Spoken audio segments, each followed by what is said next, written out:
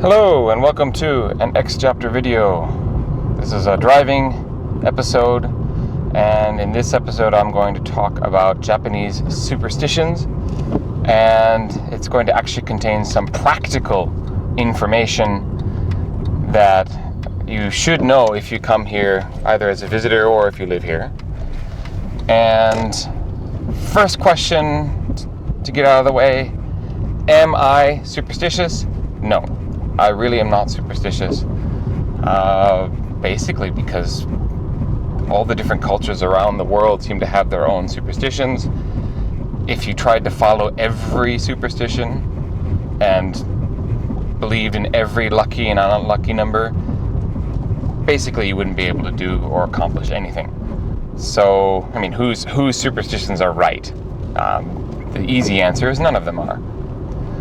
But there are some in Japan that are tied to manners or that are symbolic of something that even if it's not going to give you bad luck, it is still something that you should do out of politeness. The first couple that I'm going to talk about have to deal with food and eating. So, for example, it's just something that I've seen people do in restaurants in the US, Japanese or Chinese restaurants, and I'm pretty sure you shouldn't do this in China either, but people think it's a clever chopsticks holder to put the chopsticks upright into the bowl of rice. You don't do that because that is how you make offerings of rice to your ancestors. And so it's associated with the dead. So you don't do that, it's bad table manners. The second one is also of a similar bent. It has to do with food and also has to do with the association with the dead. And that is, you don't pass food from chopsticks to chopsticks. You might think, well, I have mad chopstick skills, so I can show you them by passing. We can pass food around, but don't do it, because there's actually a ritual done after the cremation at Japanese funerals where you pass the bones of the person who has died with chopsticks to be then placed into the urn. So, because that passing food from chopsticks to chopsticks would be reminiscent of that, it's also bad manners. The next one, also a superstition involving the dead, is you do not sleep with your head facing north. So if you've placed your futon or your bed with your head facing to the north, you are actually sleeping the way they placed the body the night before it is cremated. In Japan, a custom is to let the deceased person have one final night in their home, and so they spend one final night in a futon or bed in their home, and they're placed with their head facing to the north. Now, I grew up in the US, and I immediately realized, hey, my bedroom, I slept my whole youth with my head to the north. But in Japan, you'll actually find that apartments and hotels and everything is all laid out so that it doesn't really make sense to set up your bed that way. I've thought about this when I've checked into hotels and when in some of the apartments I've lived in. The way the rooms are laid out, it doesn't make sense to have your head facing the north. For example, there might be a closet there. So if you put your bed in front of, with the head of the bed to the north, you'd be blocking the closet.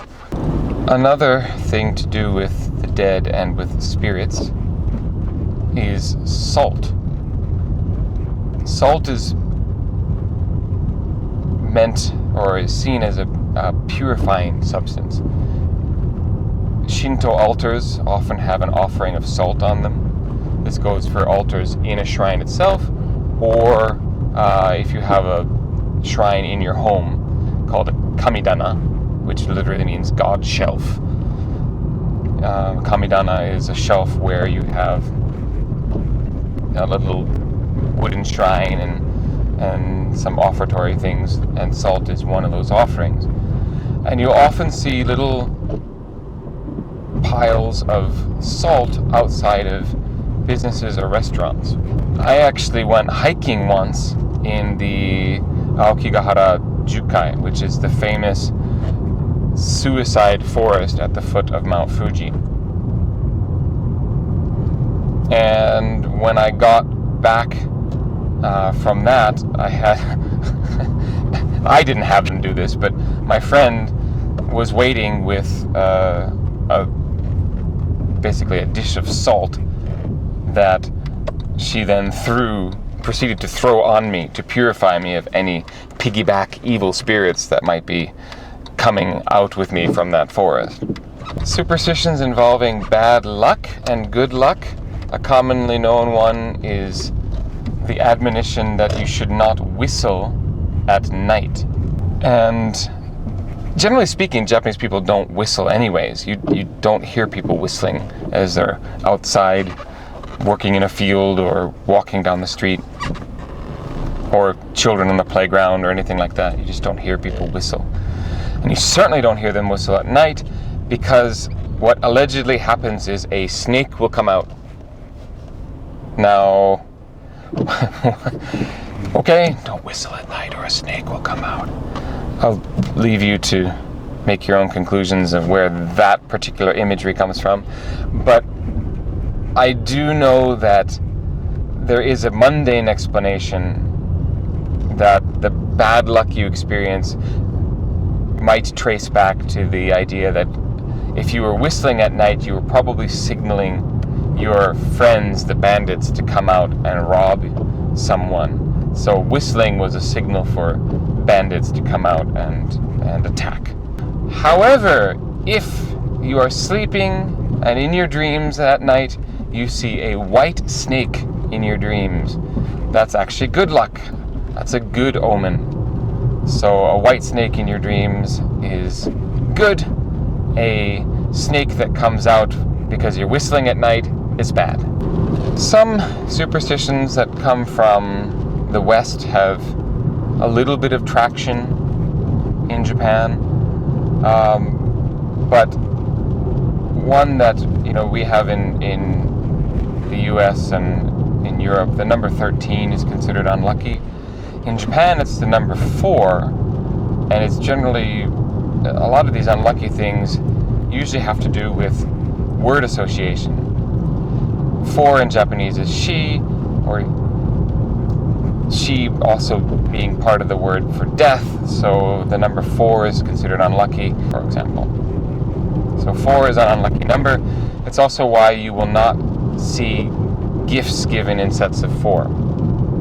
So if you buy a little set of soy sauce trays, or you get a set of glasses or cups, you'll find that they don't sell them in sets of 4.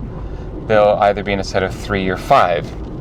When you give money as a gift for a wedding or some other celebratory event, you would never give anything in the amount of 4. You wouldn't give $400 or 4,000 yen, 40,000 yen. You wouldn't give 4,000 yen, nothing in 4. There's one admonishment that you might come across if you come here as a tourist, and you've certainly heard if you live here, and that is you shouldn't eat and walk. It's impolite to eat and walk. And you might wonder why. Is it because of the mess? Is it because of the trash? Is it because you might make poor people who can't get food feel bad because you're eating in front of them? It actually goes back to superstition that it was bad luck and impolite to show your teeth in public. Famously, Japan had a tradition long ago of teeth blackening. And it's why many Japanese people, especially women, will still laugh while covering their mouth. It's kind of a feminine looking gesture nowadays, but the gesture actually has the roots in you're covering up your mouth so people don't see your teeth. And not eating in public is also, you're not going down the street chomping on food and showing your teeth to people. The good thing to note in all of this is that a lot of these superstitions are tied nowadays into some sort of manners, which isn't so much the case in the West. If you walk under a ladder, or you open an umbrella inside, or you break a mirror, that's all on you. No one's going to say, that was really impolite of you to walk under that ladder. But in Japan, they've become, as a country of manners and rules, they've become associated with the manners. So whether you believe the superstition or not, it's good to know of them so that you can be seen to have good manners. Don't eat when you're walking, don't pass food from chopstick to chopstick, and don't stick your chopsticks upright in a bowl of rice. Okay, so whether you are superstitious or not in terms of superstitions from your home country or in Japan, or you are not superstitious at all, if you have good manners and want to follow the ideas in Japan so that you don't believe in bad luck, but you want to be seen to have good manners, that's great. If you don't care and you don't mind having bad manners in Japan, whatever type of person you are, if you liked this video, please hit like. And if you found it informative and would like to be informed of other content that I am producing, I'm putting out videos every Friday afternoon regularly. So please subscribe so that you can receive more content. And I hope to see you all again.